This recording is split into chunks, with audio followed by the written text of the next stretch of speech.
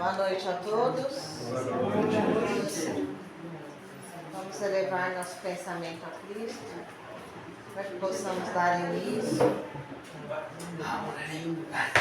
a mais essa reunião pessoal. Já começamos a oração.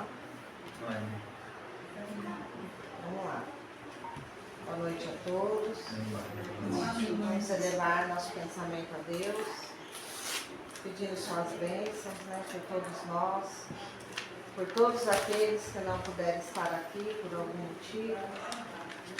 Peço auxílio dos mentores espirituais nos trabalhos de hoje, para que transcorra na mais perfeita ordem e para que assim possamos auxiliar a todos os irmãos que Deus permite vir a este lar de misericórdia, permite nos acompanhar para ter um entendimento maior, o esclarecimento da sua situação.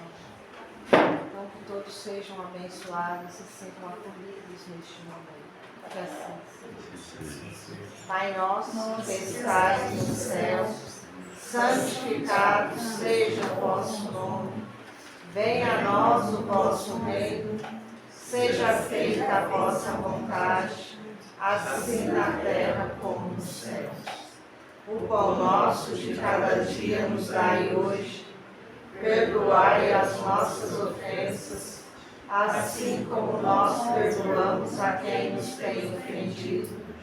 E não nos deixeis cair em tentações, mas livrai-nos de todo o mal. Que assim seja, graças a Deus.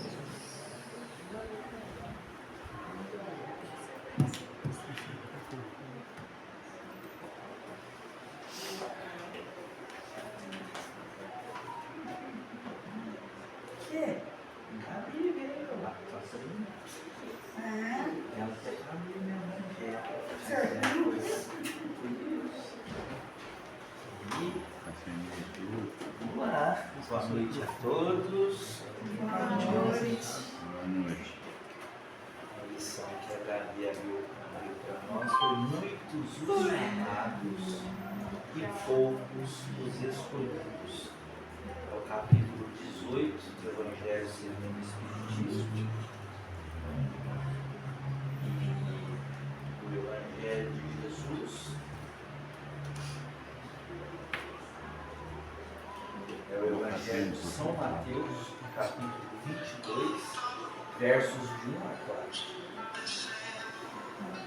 E respondendo Jesus, lhes tornou a falar segunda vez em parábolas, dizendo: o reino dos céus é semelhante a um rei que fez as bodas a seu filho e mandou seus servos a chamar os convidados para a festa. Mas eles recusaram. O rei mandou os seus servos, chamar os convidados para a festa de bodas do filho, e os convidados recusaram. Mas aí enviou de novo outros servos com este recado: dizei aos convidados: eis, aqui tenho preparado o meu banquete, os meus touros, os meus animais cevados já estão preparados e tudo pronto. Vinde à minha festa. Mas novamente os convidados desprezaram o convite e não foram, não compareceram. Foram para o campo, outros para o seu trabalho. Outros, porém, ainda agrediram os servos do Senhor. E depois de os haverem ainda ultrajados, os mataram. Mas o rei, tendo ouvido isto, se irou, e tendo feito marchar seus exércitos, acabou com aqueles homicidas e colocou fogo na cidade. Então disse a seus servos: as bodas com efeito estão aparelhadas, mas os que estavam convidados não foram dignos de se acharem no banquete. E depois, à saída das ruas, e quantos achardes, convidai-os para as bodas. E tendo saído os seus servos pelas ruas, congregaram todos os que encontraram, maus e bons, e ficou a festa cheia de convidados. A sala do banquete de bodas estava repleta. Entrou depois o rei para ver os que estavam à mesa e viu ali um homem que não estava com veste nupcial, que não estava vestido, para a festa, para as bodas. E disse: amigo, como entraste aqui, não tendo vindo com veste nupcial? Mas ele não respondeu, emudeceu. Então disse o rei aos seus ministros: atai-o dos pés às mãos e lançai-o nas trevas exteriores. Aí haverá choro e ranger de dentes, porque muitos são chamados, poucos os escolhidos. Essa lição parece uma contradição do rei, Muitos os chamados, poucos os escolhidos. Mas todos aqueles que ele chamou, os convidados dele, não compareceram às festas. E ele mandou os seus servos por 2 vezes, e na segunda vez, os servos ainda foram agredidos e alguns foram assassinados por aqueles que estavam sendo convidados pelos reis. Isso é engraçado, isso é um detalhe da época, por isso que a gente tem que estudar muito os evangelhos. A gente não compreende muito essa lição se a gente não buscar na história o que ocorreu na época de Jesus. Aqui, quais são os primeiros e os segundos convidados que foram receber os convites? Nós falamos na quarta passada, são os judeus, que eram chamados de hebreus. E aí nós falamos a religião de Jesus. Jesus era judeu, da seita dos fariseus, os judeus fariseus. E por que Jesus nasceu judeu? Nasceu entre os hebreus. É o contexto histórico. Por quê? Porque o povo judeu, ou o povo hebreu antigamente, era o único povo monoteísta, o único povo que acreditava já no único Deus na terra. Os egípcios acreditavam em vários deuses, os gregos, os mesopotâmios, as grandes civilizações da época todas eram politeístas. Os judeus foi o primeiro povo que chegou à crença real e verdadeira do único Deus.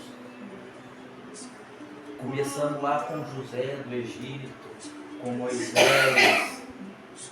Desde essa época de José do Egito e de Moisés, os judeus, ou hebreus na época, a gente tem que entender que hebreu é sinônimo de judeu. Os hebreus na época eram o único povo que acreditava no Deus único.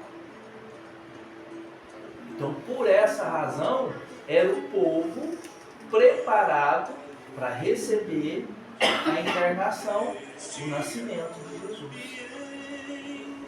Nenhum outro povo tinha esse preparo necessário e imprescindível, para poder receber Jesus.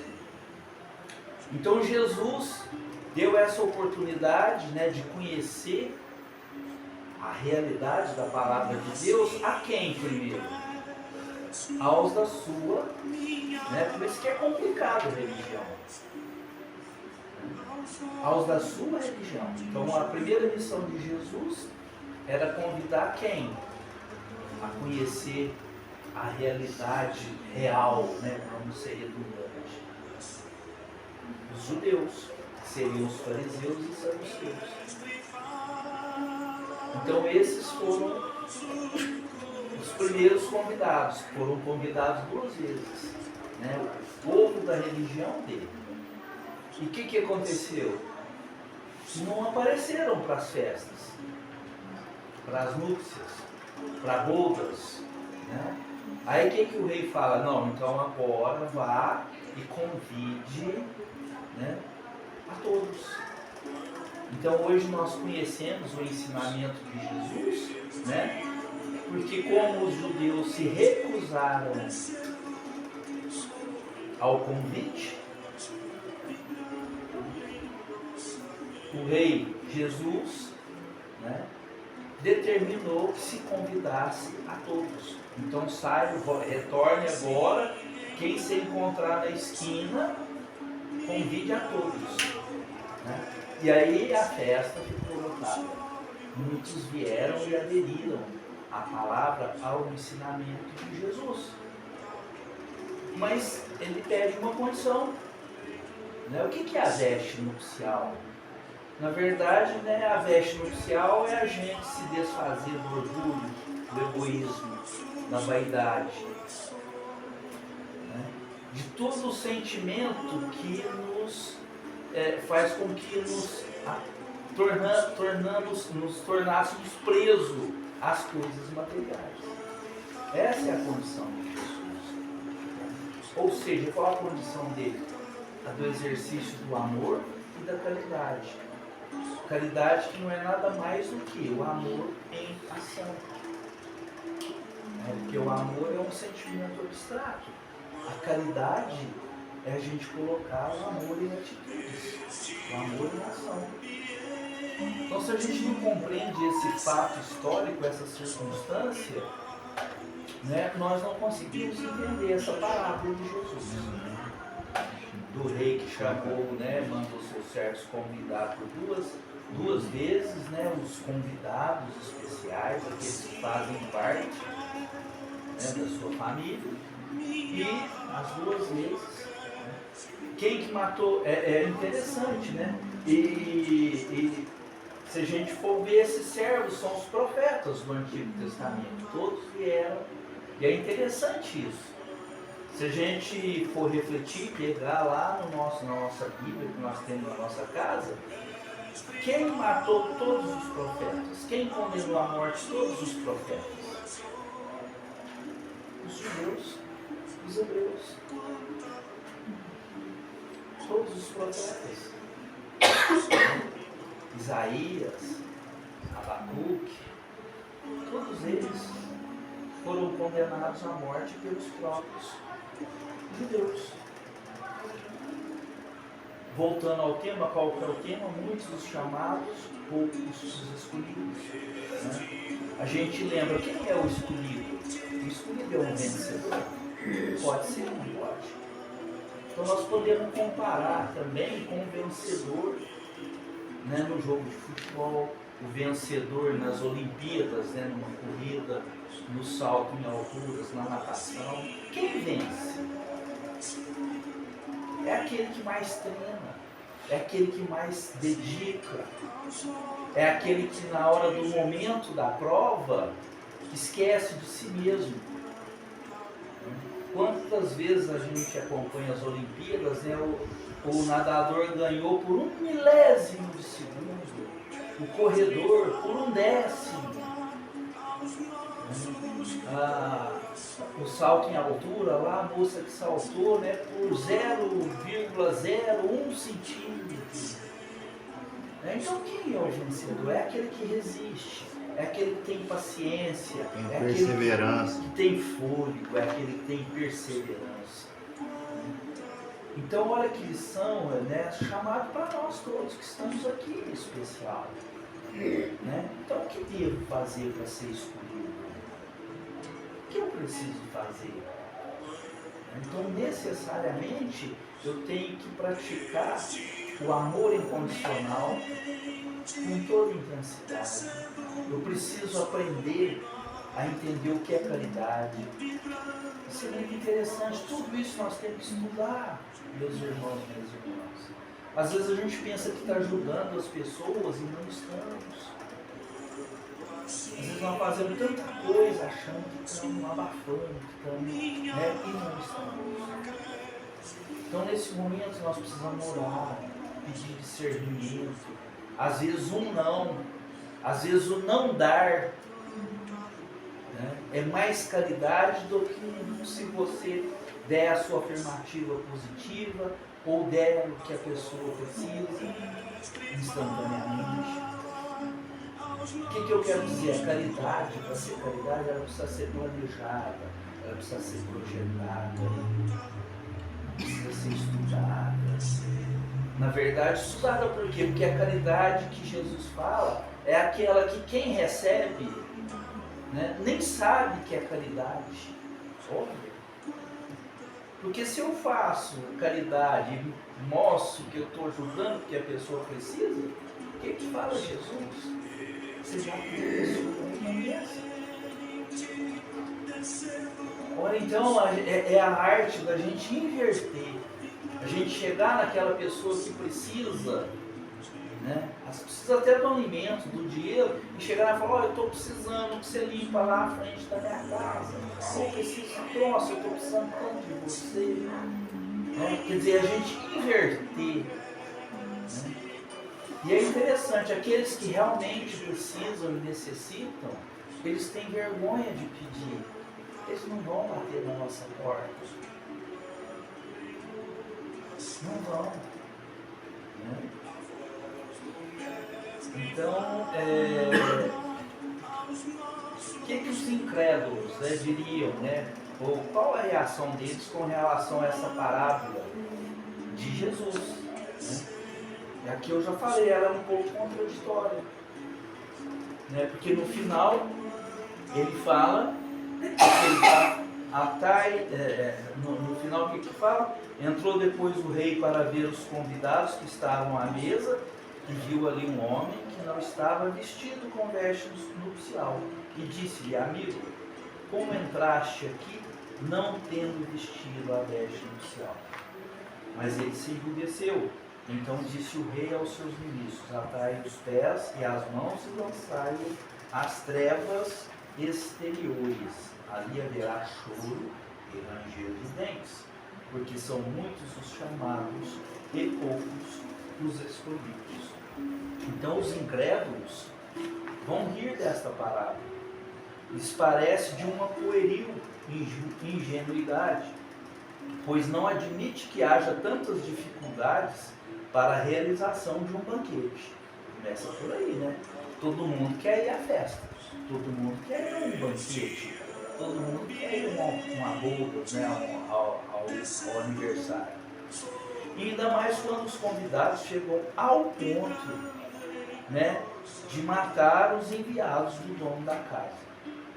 As parábolas, diz ele, são naturalmente alegorias, mas não devem passar os limites do possível. E aí a gente faz uma pergunta aqui para a gente estudar e refletir: por que Jesus ensina por parábolas, ensinava por parábolas, naquela época, naquela circunstância?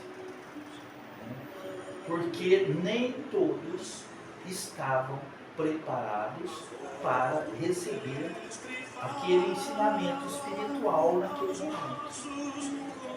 Por isso que Jesus falava por parábolas. E era a forma dele pescar. Né? Ele não fala que eu sou pescador de almas. Então era a forma dele pescar, né, aqueles que já, de uma certa forma, compreendiam e entendiam o que ele estava dizendo. Então aqueles que já conseguiam captar o fundo da mensagem, né, Jesus falava: olha, vem comigo. Já eram escolhidos. O mesmo se pode dizer de todas as alegorias das fábulas mais engenhosas, se não conseguimos descobrir o sentido oculto que existe nelas. Jesus se inspirava nas usanças mais comuns da vida. Jesus usava as parábolas da forma mais simples. Ele usava a pesca, o pescador, a semente, a figueira. Né? Então, quer dizer, tudo naquela época que era simples, ocorria naturalmente, Jesus utilizava, né, para passar o seu ensinamento. Então, a maioria das parábolas tinha por fim penetrar nas massas populares a ideia da vida espiritual. E seu sentido só parece incompreensível para aqueles que não se colocam nesse ponto de vista. Então, se a gente tira o pensamento espiritual dos ensinamentos de Jesus, só nada serve. Por que nós precisamos aprender a ser honestos, sinceros, transparentes, trabalhadores, produtivos, prósperos, né? Se morreu, acabou tudo. Por que eu vou ensinar meu filho ali, minha filha, a seguir aquela vida?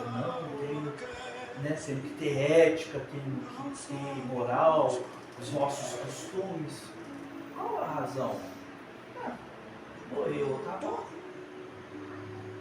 Então, olha, se tirar o fundo espiritual, né, e da perpetuidade da vida, dos ensinamentos de Jesus, nada tem sentido. Acreditavam os judeus da época que a sua nação devia conquistar a supremacia sobre todas as outras nações. Todas as outras. Desde que os judeus conseguiram a sua liberdade dos egípcios, isso há quase 3.000 anos antes de Jesus, o judeu, Moisés recebendo diretamente os ensinamentos, se a gente for refletir através da mediunidade, porque todos os efeitos, que passaram a palavra de Deus para Moisés, se a gente sentar aqui e estudar o livro dos médios, nós vamos ver que é tudo através da mediunidade. Então, desde aquela época, Moisés falou: Deus está conosco, nós vamos ser. E realmente, por que eles eram? Porque era o único povo monoteísta, o único povo que acreditava em um único Deus na época. Então, de uma certa forma, eles deixaram o quê? A vaidade, o orgulho tomar conta. Tomar conta. Então, acreditavam os judeus, já na época de Jesus, que sua nação devia conquistar a supremacia, e comandar todas as outras nações da terra. Então já era uma grande rixa, com os romanos. Como que o poder romano chegou a ser o maior poder da terra? Como que os romanos conseguiram isso se somos nós os escolhidos? Isso os saduceus e fariseus eram escravos dos romanos. Por isso que eles queriam o quê? O Jesus bélico. O Jesus que chegasse, eles estavam esperando esse Cristo. Aí quando chegou o Cristo que falou: ame os vossos inimigos. Aí eles ficaram loucos. Como? Não é Jesus. Não é Jesus. Olha como que a gente tem que, vamos dizer assim, assumir a história nesse sentido. Como? Chega a falar aquele que te der o tapa na face direita, vire a esquerda. Mas não é esse Cristo que nós queremos que Cristo chega, ganha a guerra dos romanos e fala assim: judeus, vocês é que vão dirigir todo mundo. Era esse Jesus que eles estavam esperando. Então acreditavam os judeus então que a sua nação devia conquistar a supremacia sobre todas as outras, pois não havia Deus prometido para Abraão que a sua prosperidade comandaria a terra inteira.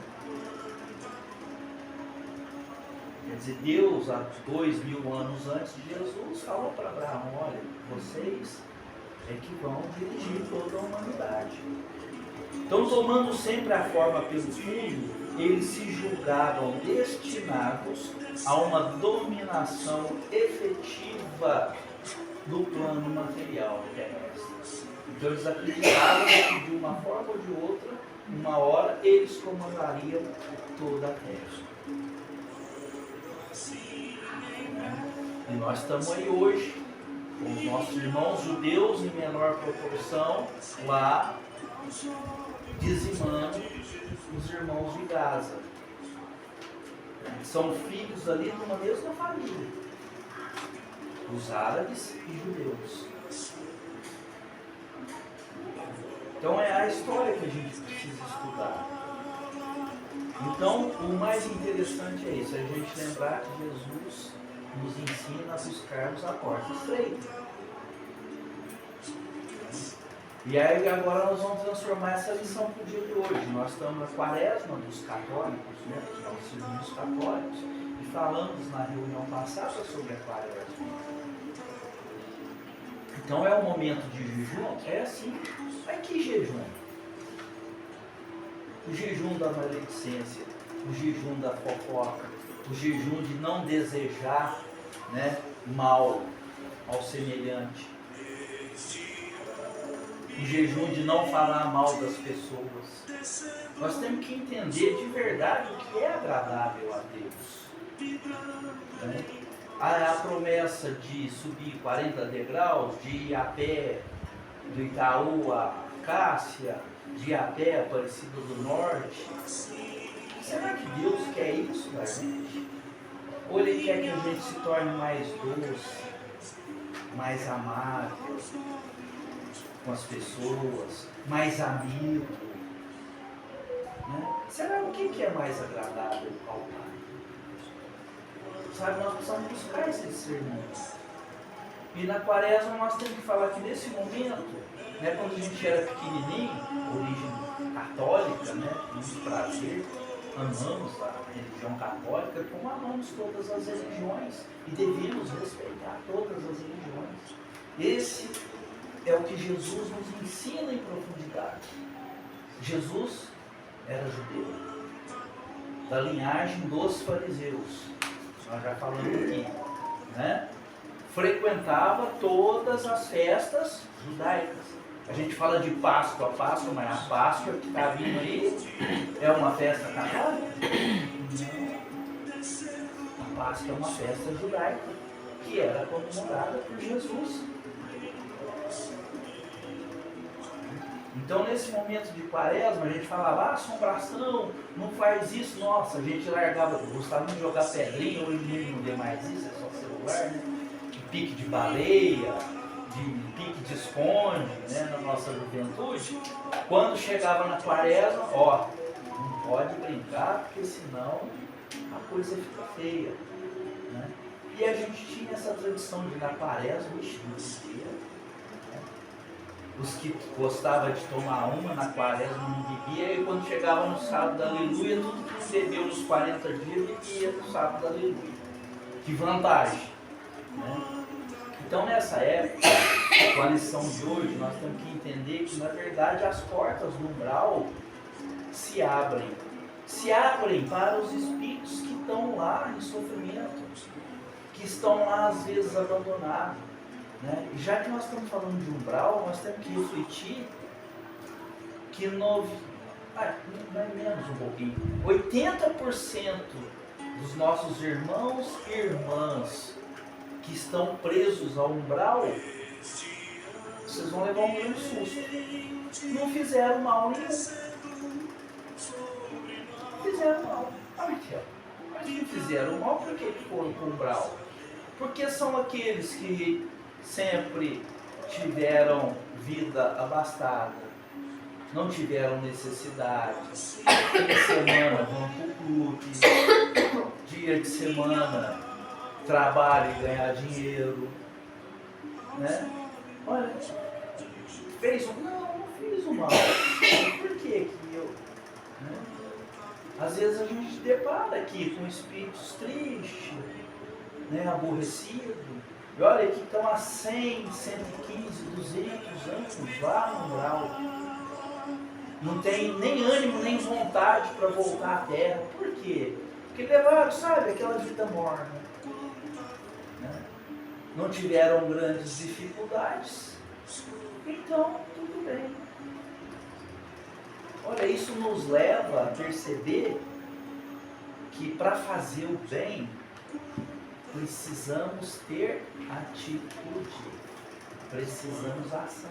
Então quando a gente fala, eu nunca fiz o mal para ninguém, mas não fez o bem, vai para onde? Vai para o mal.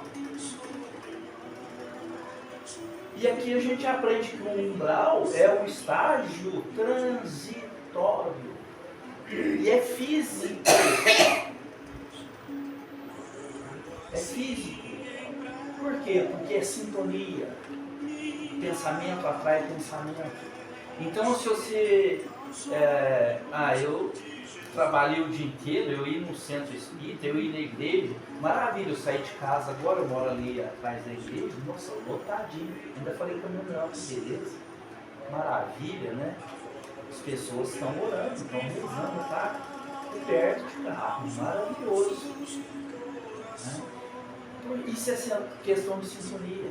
Então, da mesma forma que nós cuidamos da higiene do nosso corpo, nós temos que lembrar que precisamos cuidar da nossa higiene espiritual. E dando exemplo de sintonia atrai sintonia, nós estamos estudando o suicídio. Né? Na segunda-feira, Memórias de um Suicida, que inclusive é o livro que a gente pediu a Nossa Senhora para pôr o nome dela aqui em nossa casa. É fantástico. Né? Então a gente pega, por exemplo, né, aquele que tira a própria vida, nós temos que refletir muito sobre isso. Quer dizer, ele tirou a própria vida. Então, ele ainda tinha força vital, é físico. Aí fala, Deus vai castigar porque vai castigar. Não, é físico, é atração, é magnético. O que aconteceu com aquele que se auto-extermina? O que acontece? Primeiro, não era o momento. Então, lá do lado espiritual, não estava preparado também para receber o espírito dele ainda. Não tinha o preparo. Então, olha como que é natural, é físico e é de sintonia. Aí o que acontece? Ele comete o ato, e normalmente ele comete o ato por quê? Porque não está tendo a oportunidade de ter esse conhecimento que hoje nós estamos tendo. Qual? A morte não existe. A vida não cessa. Infelizmente, né, as nossas irmãs religiões não ensinam isso claramente, definitivamente. Então o que acontece com a cabecinha do suicida? Né? Os trevosos, que são nossos irmãos, não podemos esquecer. Chega para ele e fala, né, eu estou com um problema insolúvel. Aí vem e fala, ó, você quer acabar com o problema? É simples, tira a tua vida. A grande maioria pensa assim. Uai, é verdade. Né? Eu tiro a minha vida, eu acabei com os problemas. Eu extingui a vida, eu extingo os problemas. Mas é uma grande mentira. E aquilo, ele não estava no tempo, ele ainda tinha fluido vital, vamos dizer assim, para viver mais 30 anos, mais 20 anos, mais 40 anos. Por isso que nós temos hoje, né, quando morre o jovem, fala, nossa, mas foi tão cedo, tinha uma vida pela frente. Olha o que nós estamos falando, nós estamos questionando a justiça de Deus. Ah, porque ele é jovem, não podia ter morrido? E normalmente esse jovem foi um jovem que o quê?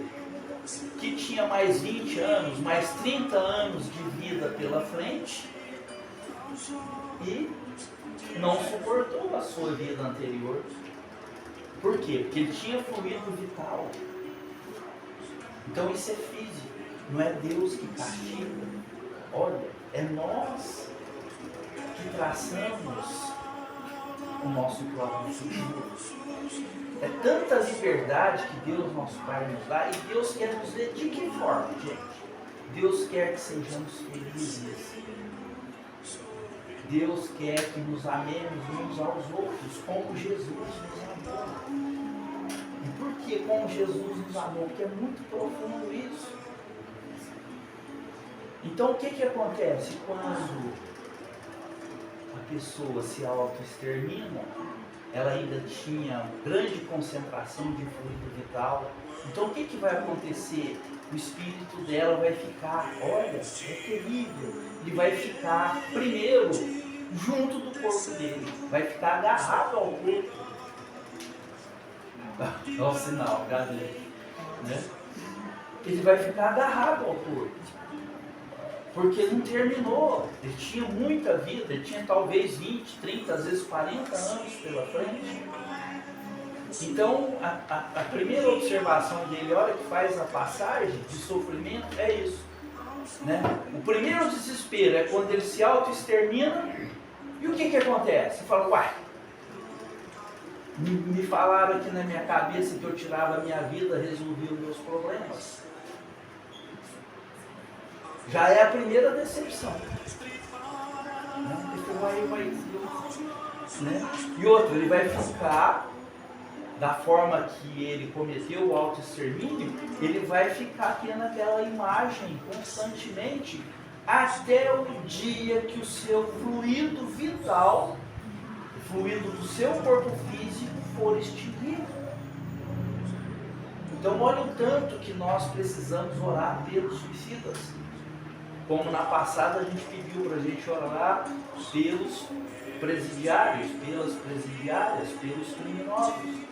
Então nós precisamos orar muito pelos suicidas, né? E principalmente para que as pessoas, né, os seres humanos, tenham consciência de que a morte não existe. Então é questão de física. Não é Deus que mandou ele lá para um umbral, mandou ele lá para o Vale dos Suicidas, não. Aí depois que ele consegue vencer o fluido vital do seu corpo físico, que ele consegue se livrar, né? Ele é atraído. Por quê? Por quê? Porque semelhante atrai semelhante. Ele é atraído lá para o Vale dos Suicidas, que mais ou menos corresponde a um grau, que seria o inferno, né, que os católicos, nossos irmãos evangélicos fazem. Só diferencia do inferno porque nós espíritas sabemos, nós temos consciência, convicção de que a condenação eterna não existe. Deus, como sendo Pai, é Pai. Então ele sempre vai nos dar oportunidade. Então a única diferença do inferno dos católicos, dos evangélicos, para nós espíritas, é que nós nunca vamos ficar condenados eternamente ao inferno. Aí seria um contrassenso de Deus, né? Como que uma mãe vai ficar tranquila, gozar dos prazeres lá no céu, sabendo que o seu filho está em sofrimento lá no inferno? Essa mãe vai querer ir lá buscar seu filho. Como que um filho, né, vai ficar lá no céu também nos prazeres, sabendo que sua mãe, seu pai, seu irmão está lá no sofrimento do inferno? Então essa possibilidade não existe. Tá? Então é por isso que nesse momento de quaresma dos católicos, vamos aproveitar, ver a igreja. Nossa, eu amo quando a procissão passa na porta da minha casa, de oração, eu entro em sintonia, é maravilhoso. Né? Isso, quando eu vou no culto evangélico, sou convidado muitas vezes para ir nos cultos evangélicos, vou, faço questão de ir. Aí eu brinco com os pastores, falei, agora que dia que vocês vão lá no centro? Não podemos. Né? Mas eu os convido também. Mas fica tudo, né, aquela ressalva. Não tem. Né? Porque nosso Deus, ele é único, todo-poderoso, justo, bom, e quer a nossa união, quer que nos amemos. E uma condição, a maior condição para o amor verdadeiro é respeito. Onde acabou o respeito, não tem amor. Seja na amizade, seja no relacionamento matrimonial, seja no relacionamento profissional.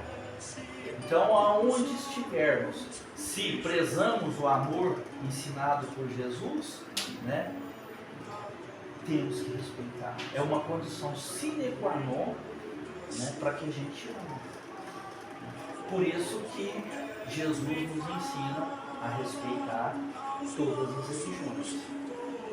Tanto que, já está acabando, só para concluir, só para lembrar, né? Jesus não foi batizado? Por que ele foi batizado? Porque ele seguia a sua religião. Então ele foi lá, foi batizado por seu primo, João Batista, né? Mas aí vem aquela pergunta que eu faço: quantas pessoas Jesus batizou? Não. Jesus nunca batizou. Jesus foi batizado para demonstrar a humildade e o respeito à crença da religião dele naquela época. Só que Jesus nunca batizou e nunca ensinou o batismo. Aí, porque vem a pergunta, mas vocês espíritas não batizam, né? Por que todas as religiões batizam e vocês espíritas não? Porque não faz parte do escopo do ensinamento do nosso Mestre Jesus. Que assim seja, que Jesus nos abençoe. Vamos refletir muito nesses 40 dias, vamos orar muito, né? E esses irmãos, essas irmãs que saíram lá do umbral, lá do inferno, entre aspas, né? Para vir ter contato conosco, é para eles perceber que existe uma mudança em nós. E que se nós mudamos, se nós transformamos, eles também são capazes de transformar. E os líderes da escuridão, né, das trevas, o que eles mais ensinam a esses que estão lá em sofrimento, falam: ei, ó, você não tem mais jeito. Sabe? Muitas pessoas aqui dizem isso, falam: ei, ó, eu não tenho mais jeito, já fiz tanta coisa errada que eu não tenho recurso. É mentira, né, Tata? Todos nós temos recurso. Todos nós. É assim que seja. Então vamos passar para a leitura do livro das suas preces com a Luciene.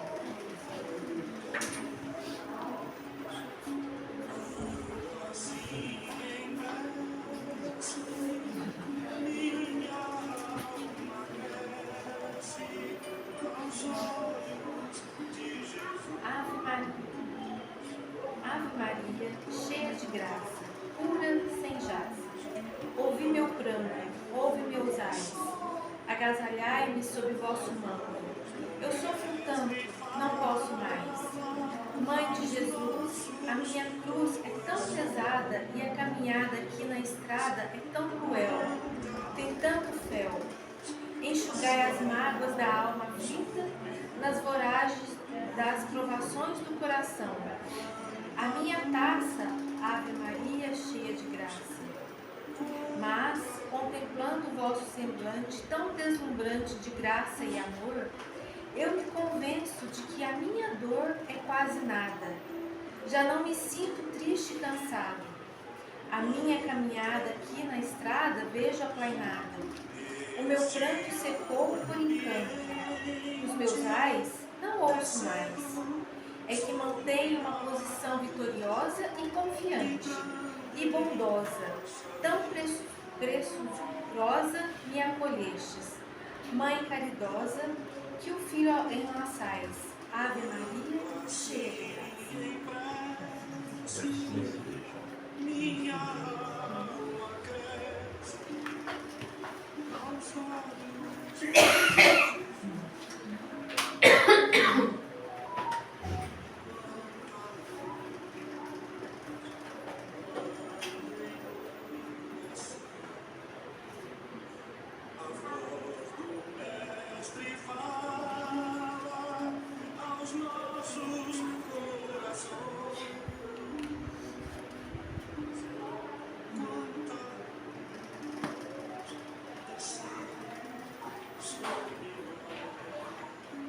Enquanto os médios se concentram, vamos levar os pensamentos a Cristo para dar início, né, aos trabalhos dos pais.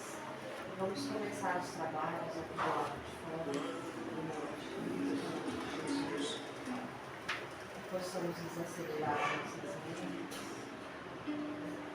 esquecer todos os problemas, né? Passando no nosso dia aqui.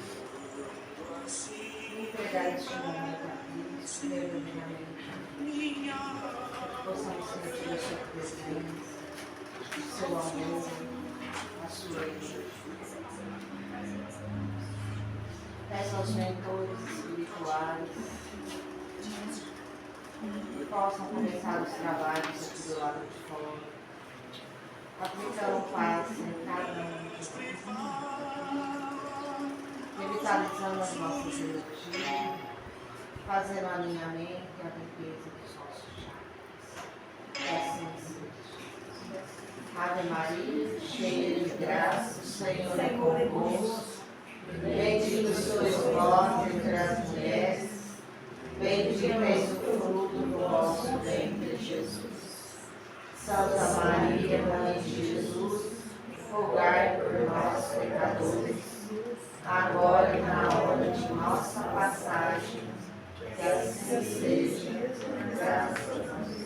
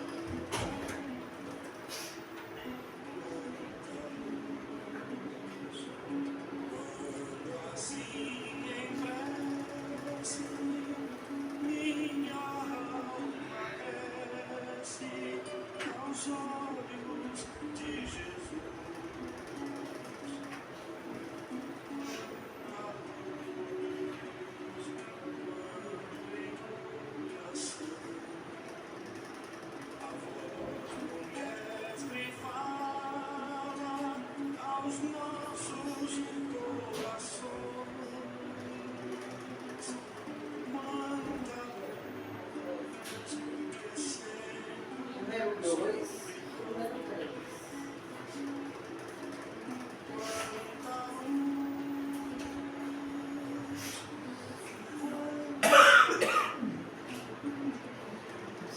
Número 3.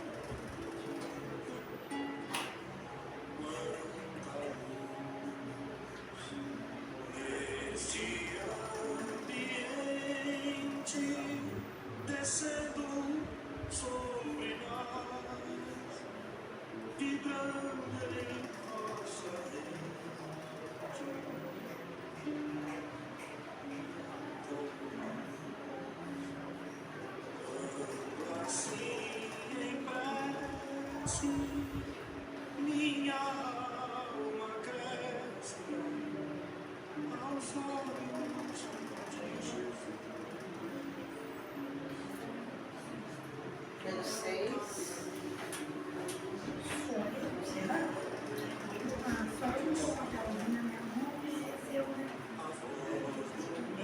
Se fala aos nossos corações.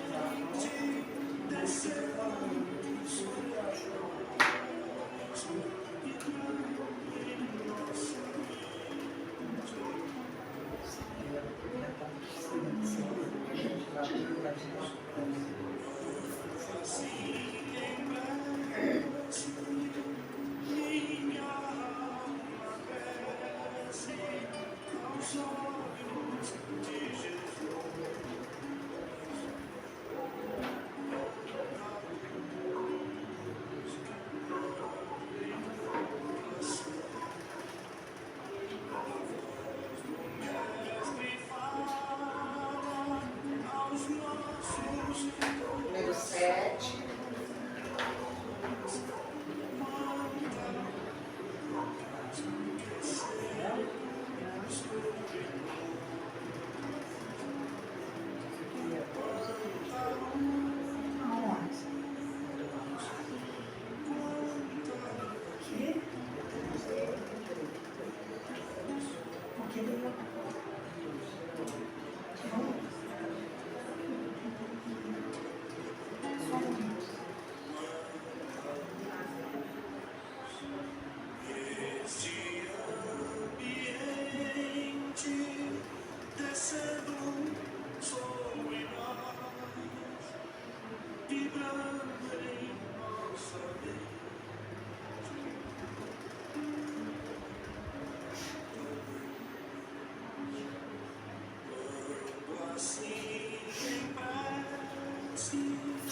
Número 8.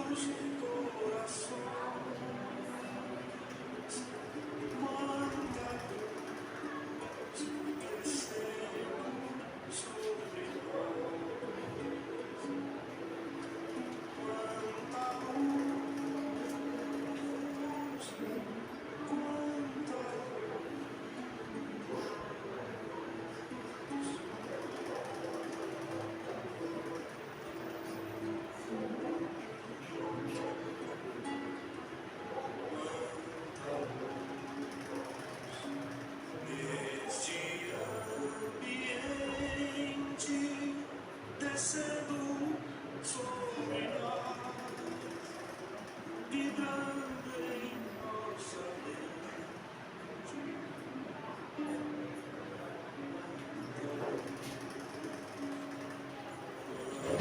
Assim em prece, minha alma cresce aos olhos de Jesus.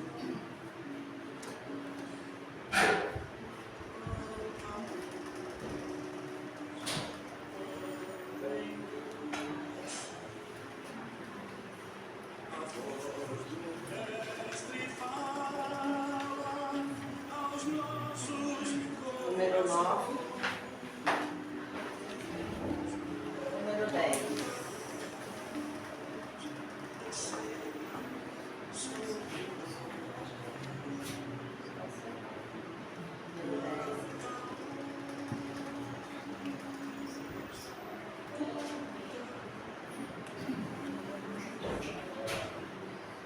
Número 11.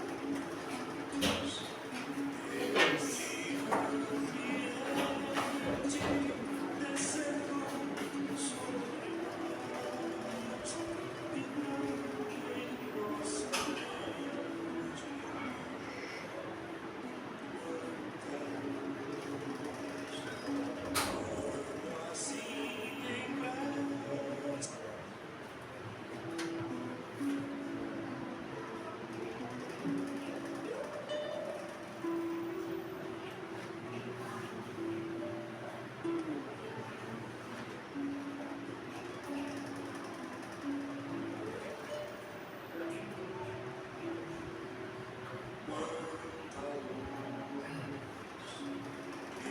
Este ambiente descendo sobre nós, vibrando em nossa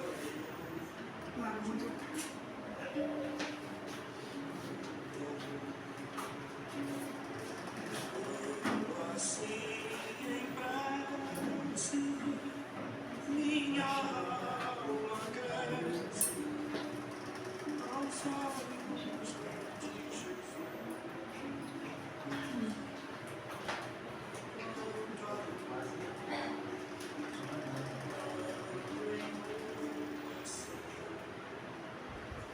A voz do Mestre fala aos nossos corações. Quanta sobre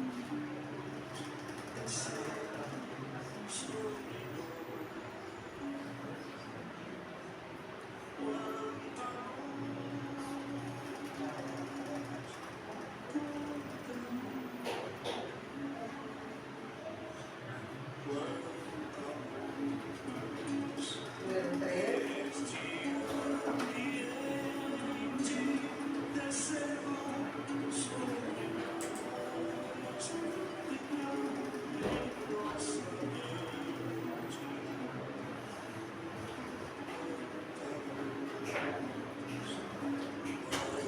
assim em prece, minha alma cresce aos olhos de Jesus.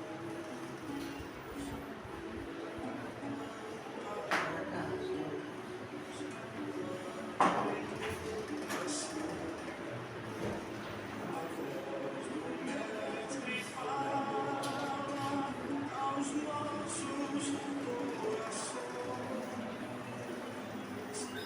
Quanta crescendo sobre nós. Quanta luz, quanta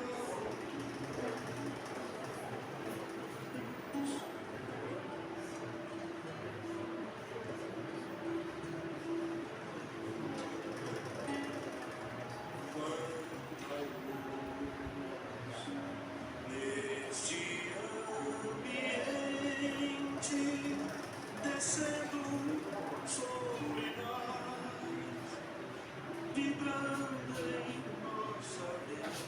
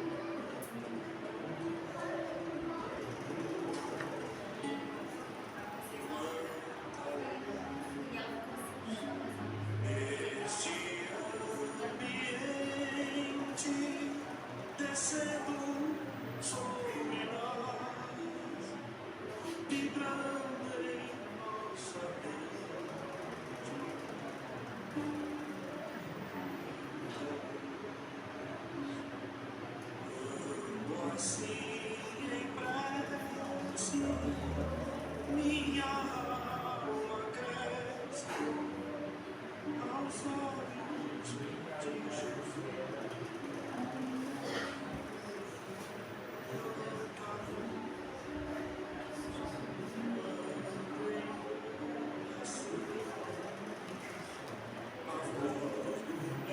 Mestre fala aos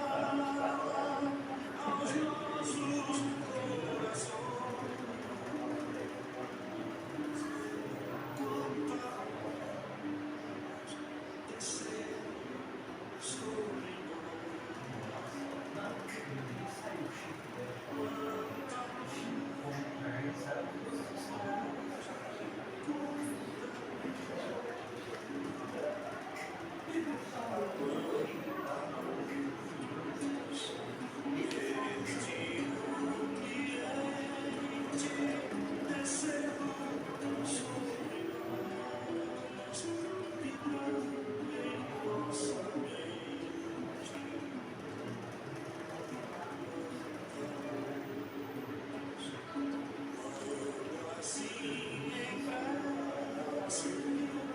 Minha alma cresce aos olhos de Jesus.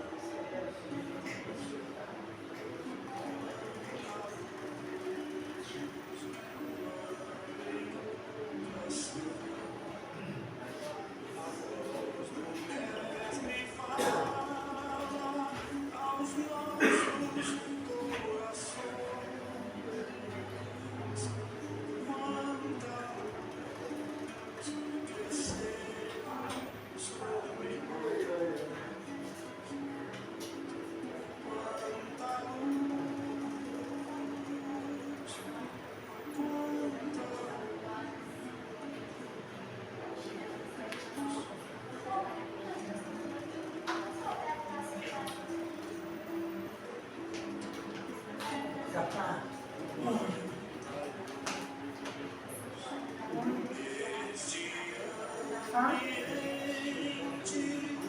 descendo sobre nós, entrando em nossa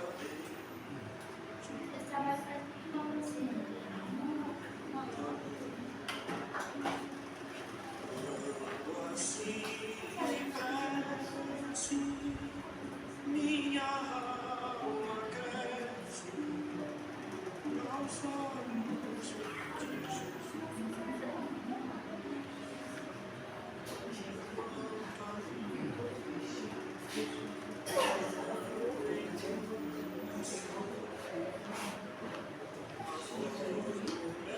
Mestre fala aos nossos corações.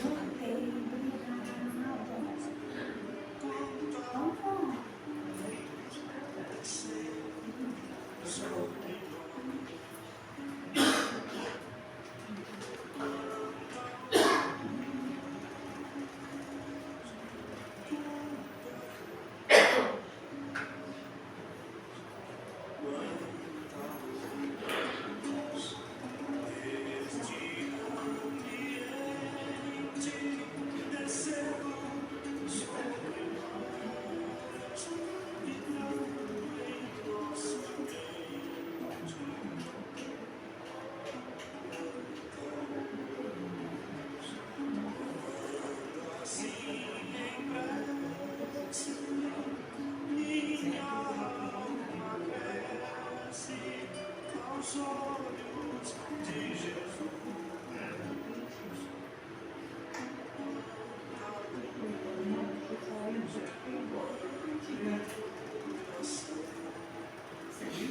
A voz do Mestre fala aos nossos corações. Quanta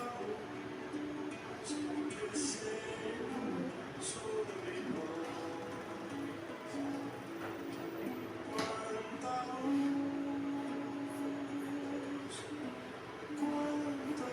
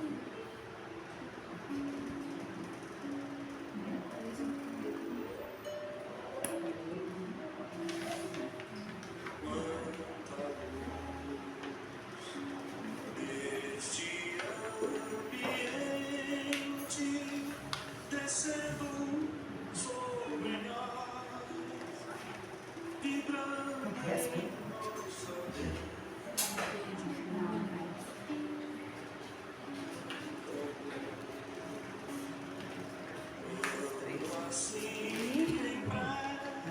aqui é sua? É minha.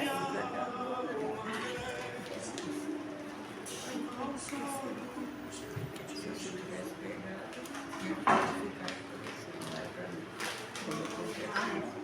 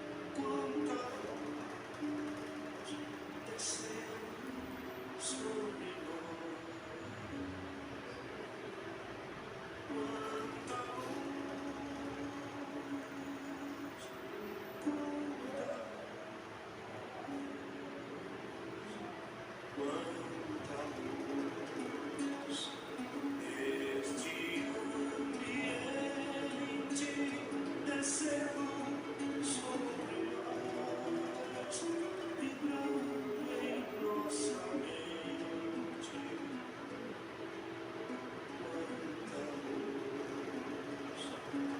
Quando assim embrece, minha alma cresce aos olhos de Jesus.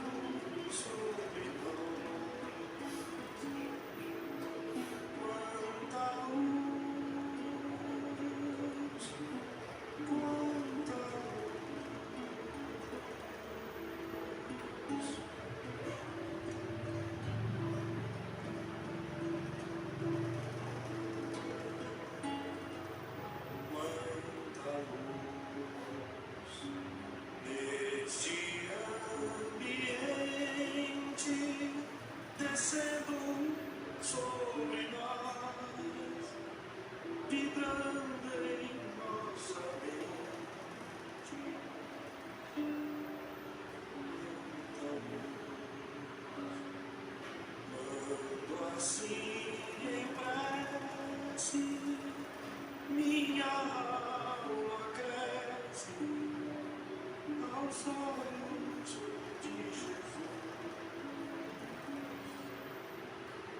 Quanta luz, quando em oração a voz do Mestre fala aos nossos corações.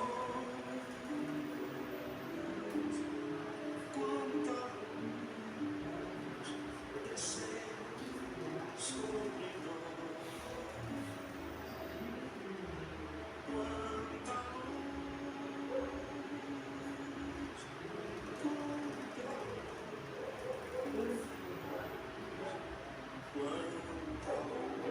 quanta luz, este ambiente descendo sobre nós, vibrando em nossa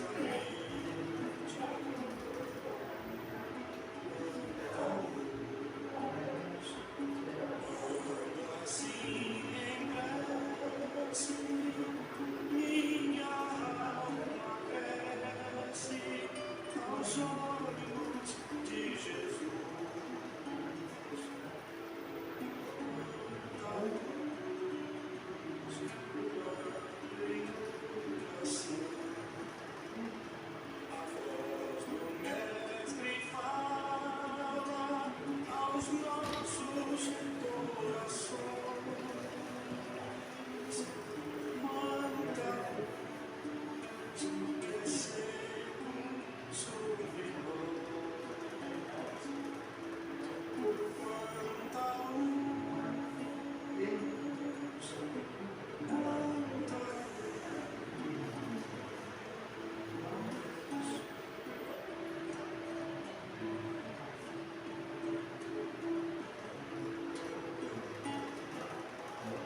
luz. Quanta luz neste ambiente descendo sobre nós, vibrando em nossa mente. Quando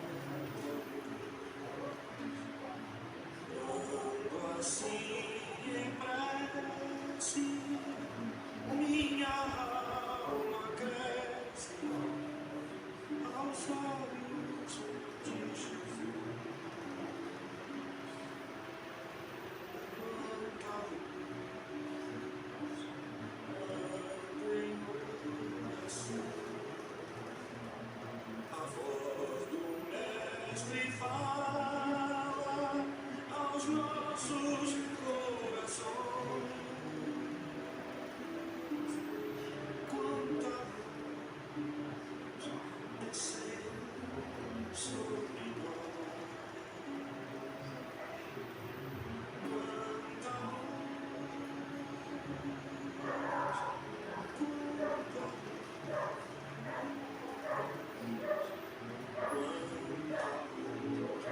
luz neste ambiente descendo sobre nós, vibrando em nossa mente.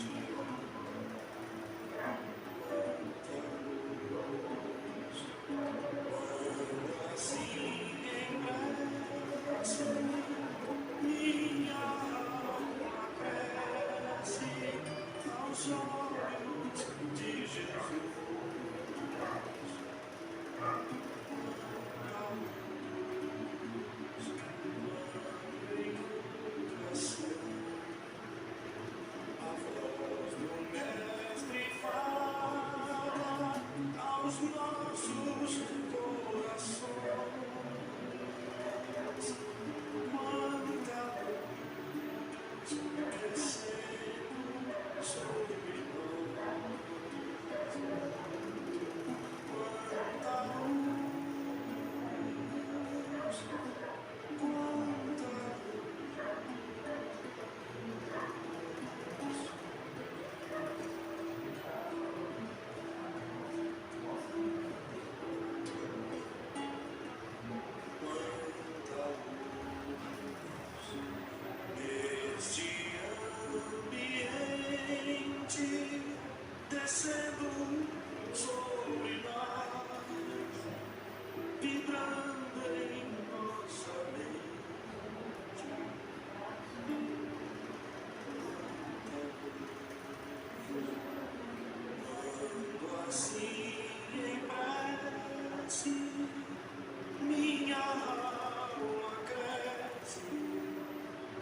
aos olhos de Jesus.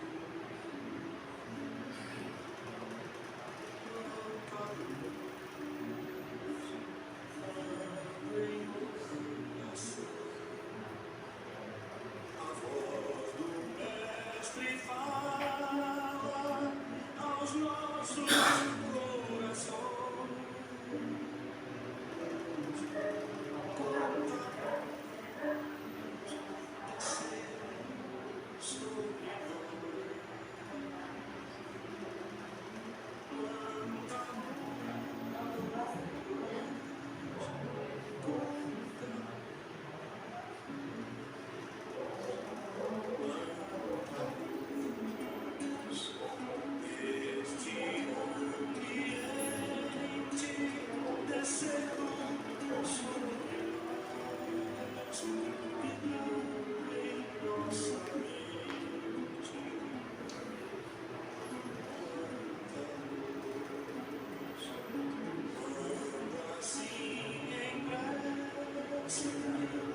Minha alma cresce aos olhos de Jesus.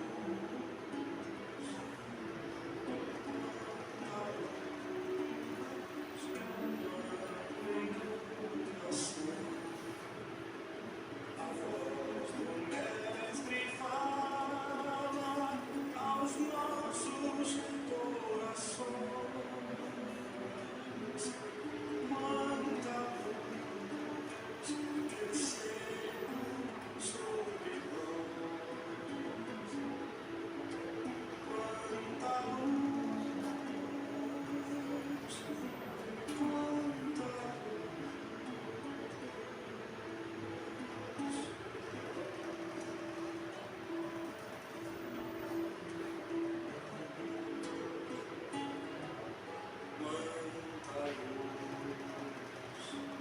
neste ambiente descendo sobre nós, vibrando em nossa mente.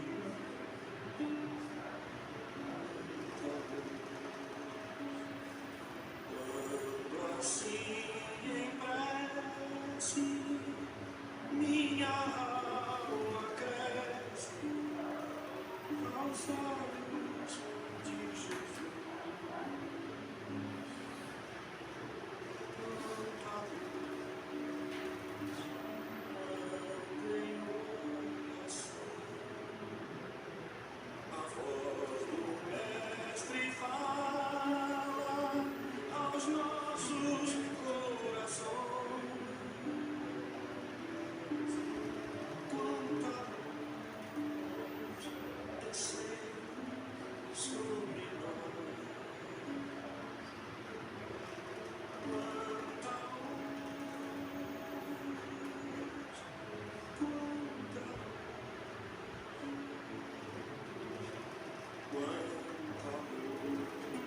luz, este ambiente descendo sobre nós, vibrando em nossa mente.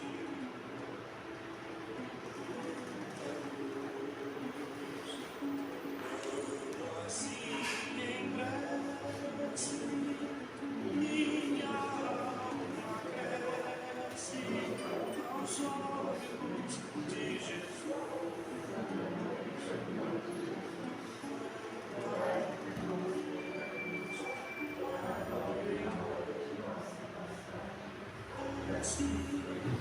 Minha alma cresce aos olhos de Jesus.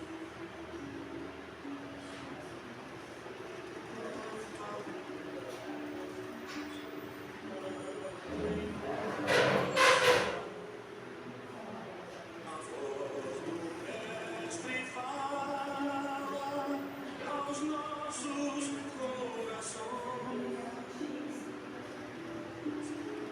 Quanta luz descer sobre nós.